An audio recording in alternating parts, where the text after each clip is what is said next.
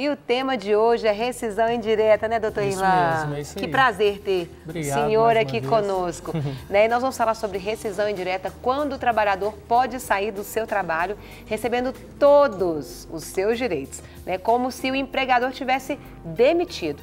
Então, o doutor Irlan vai estar nos explicando. Sim. Sair do emprego recebendo tudo como se ele tivesse sido demitido, mas não foi, no caso, né? Na verdade, Carol, acontece muito isso, né? O empregador, ele não quer demitir sem justa causa o empregado.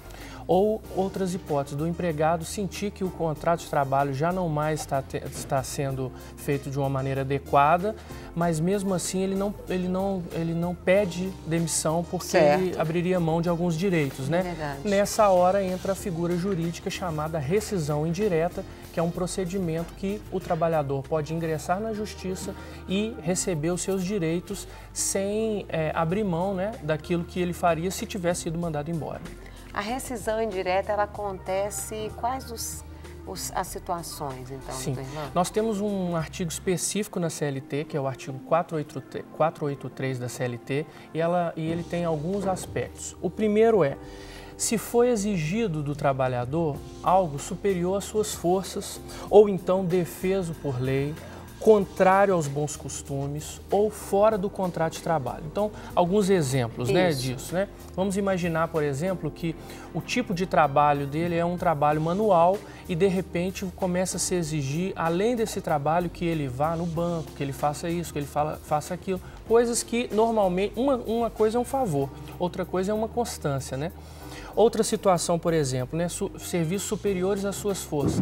Entra, por exemplo, na questão... Força física mesmo? Pode ser força física, mas também é uma coisa interessante. A lei diz que o limite de horas extras são 2 horas por dia. Certo. Mas, de repente, a pessoa está sendo obrigada a fazer 4 horas por dia, constantemente. E não está recebendo E não também, está recebendo, além de ser...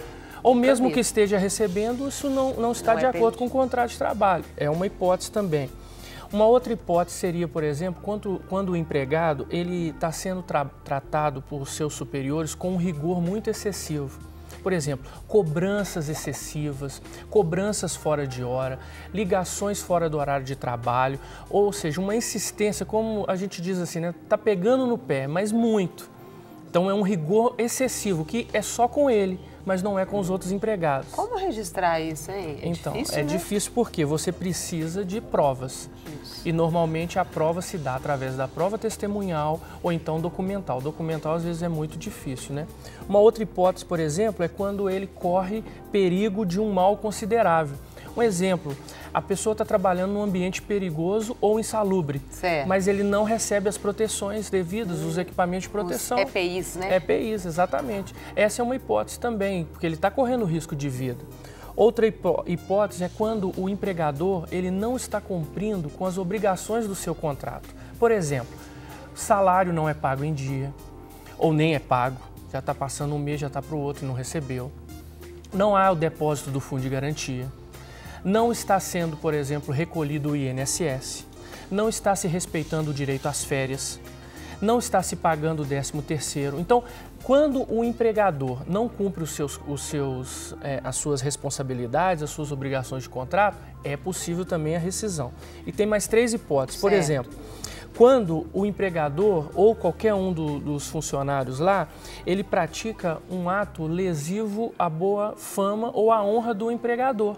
Então, por exemplo, piadas no local de trabalho, exposições desnecessárias, denegrindo a imagem do trabalhador, é uma hipótese também que ele pode solicitar. Mas esse tipo, se ele fizer uma piadinha fora do local de trabalho, pode configurar também uma rescisão direta ou essa piadinha só se for dentro do local de trabalho? Depende. Vamos imaginar que está toda a equipe reunida num bar para comemorar um happy hour e aí ali se faz essa piadinha, né? Por um superior hierárquico. Então, nessa hipótese, sim, você também pode considerar. Por quê? Porque todos estão ali. Normalmente, o que acontece ali depois é levado para o ambiente de trabalho. Então, é uma hipótese também que lesa, né, a boa fama e a honra da pessoa. Certo. E também casos de agressões físicas no local de trabalho, não é? Imagina, por exemplo, que o chefe ele agride o empregado por conta de uma situação que aconteceu. A agressão pode ser física ou verbal. Mas no caso da agressão física, mais importante ainda, nesse caso, como você vai provar? Faça imediatamente um boletim de ocorrência, né? Por quê? Porque aí você vai documentar aquilo. E por último também, imagina uma hipótese que a pessoa recebe por tarefas, certo, ou por peças que ela faz. Okay. E de repente o empregador, o que ele faz? Ele começa a reduzir a quantidade. Então ele tinha um salário X e ele começa a receber muito menos, como se fosse o empregador, ele desestimulando o empregado a continuar no trabalho e ele pedir demissão. Forçando uma saída. Entre aspas, isso aí. E aí é uma hipótese também que ele pode, há uma redução do salário, então ele também pode pedir a rescisão indireta do contrato de trabalho. Agora, se for comprovado, por exemplo, a empresa está produzindo menos, aí, sim, aí é uma outra situação, né? Se não há uma redução específica para um empregado, se a redução é para todos por conta de uma situação econômica que possa estar acontecendo, ou a perda de um cliente, né? Vamos imaginar aquelas empresas que trabalham para montadoras e aí de repente diminui o número de tarefas, aí sim é uma hipótese que não aplicaria a rescisão indireta. E no caso do empregado falar o seguinte, não quero mais trabalhar nessa empresa. Sim. Né? Posso pedir rescisão indireta? Então, isso a Justiça do Trabalho tem tentado coibir com muita ênfase quando o empregado, ele por qualquer motivo quer sair do seu local de trabalho. Então, o que acontece? Se ela diz assim, eu não quero mais trabalhar, e não é nenhuma dessas hipóteses que nós estabelecemos aqui, porque a legislação diz, qual que é a saída? Ele precisa pedir demissão. Normalmente, por que não se pede? Não se pede porque vai perder o direito ao seguro-desemprego, não vai poder sacar o fundo de garantia, não vai ter direito ao aviso prévio, nem os 40% do fundo de garantia. Então, ele tenta fazer com que a empresa mande ele embora, né?